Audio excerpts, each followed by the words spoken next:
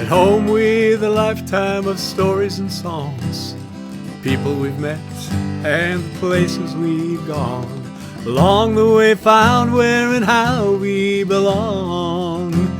At home with a lifetime of stories and songs. Welcome to More Songs and Stories from Home, podcasts that give voice to songs with stories and stories with songs written and being written over the course of a lifetime, often illuminating the journey we all make, together and alone, finding our way home. 1968, Part 4. I kept my promise to Bill Milliken to come back to New York after L.A. My jobs were varied that summer. I helped open and run a storefront where kids could come and hang out. Helped coach some youth football at a park by the East River. Provided music at camps in upstate New York that took kids out of the city.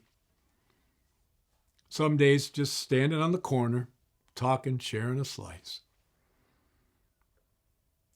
In 1968, the Lower East Side was melting pot America come alive. Two of my roommates were from Puerto Rico. The other, an African American with lots of his friends living in the nearby Smith projects.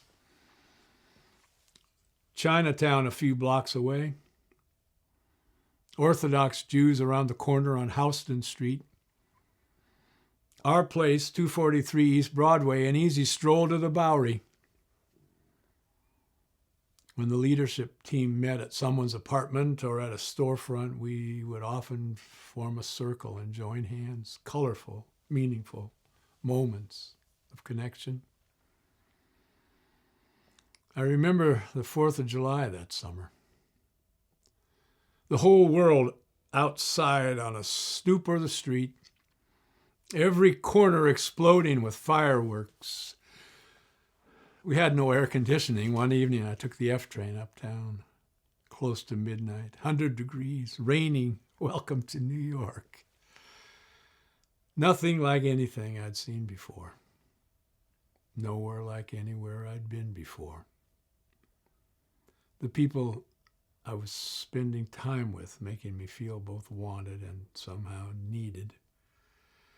By the end of the summer, I was getting the hang of hanging out and starting to feel at home on those streets. I stopped by in Minnesota on the way back to the West Coast, spending a few days with extended family. We were outside one evening. I stood and watched as the sun went down. I realized I hadn't been aware of the sun all summer. I stood there for the longest time, embraced by and embracing the setting sun.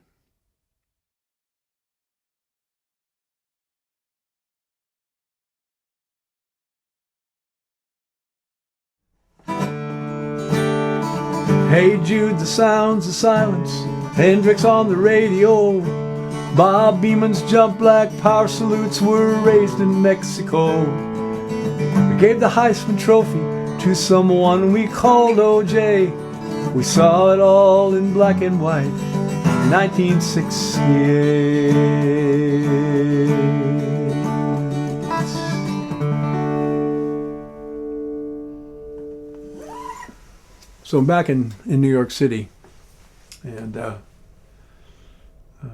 first time, and we had a meeting the next day, kind of a fundraising meeting, and we were all in the storefront, and I think across the table from us, I can't remember, but people that were willing to give money to the inner city, and Bill was wonderful at convincing people what a good cause it was, how important it was to, and he talked, and then he introduced the people behind him, when I was one of them, and he kind of stumbled over my my name, and he said, and I said the Seattle Kid, which was, and he said, no. So this is Mark Pearson, he said. And something in me, I kind of knew, well, I've arrived in a way. And then a most amazing thing happened. I went outside, and all those kids that had been there, had been this started as a group of faces, and then they get some names, and all of a sudden they were coming up to me and telling me how much they liked my singing, how much they liked the music, and how much fun they had a week in Bermuda. Didn't we have that week in Bermuda? And all of a sudden, and not just that outside guy, but I was somebody that had come to that place and been himself, and they saw something that they didn't understand exactly. It was not music they listened to all the time, but we were all of a sudden in the same community. And one of the couple of the things that I did for work there was a couple of guys and I ended up spending 2 or 3 weeks cleaning out another storefront and turned it into a coffee shop or a community center or a place for kids to come and gather and just be and that was it was amazing. I was thinking about it. I was thinking of the different sounds and the smell. I mean, it was just that clatter.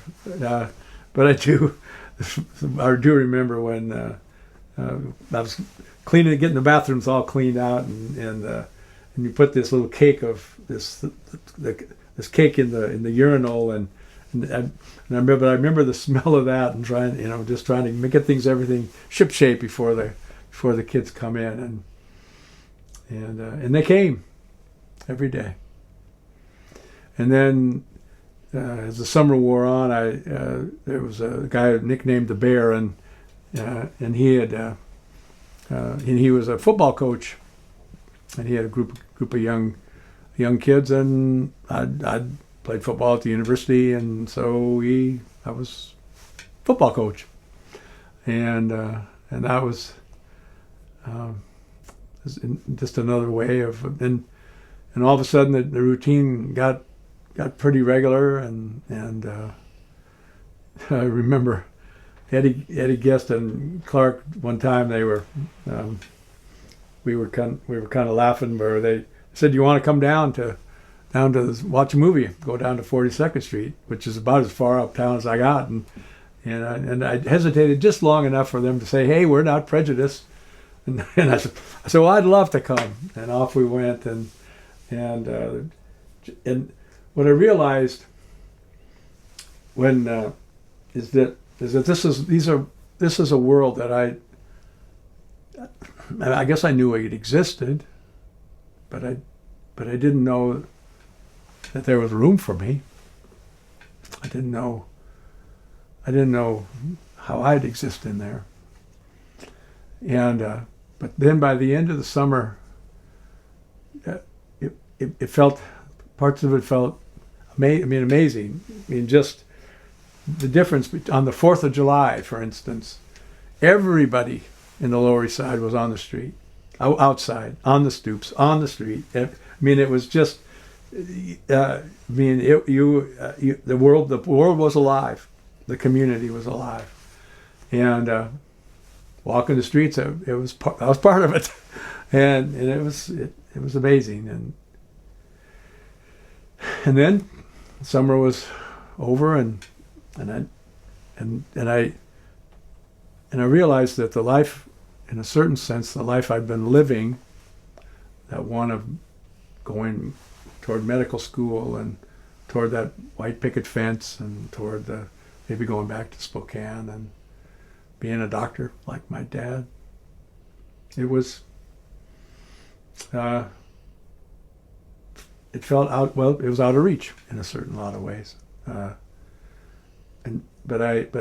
well, at the same time as it was feeling more and more out of reach, the other worlds, that world of standing on that stage with these different TV stars and these different musical acts and walking the streets of New York City, it was like a window to a different world, and then maybe even a doorway to a different world.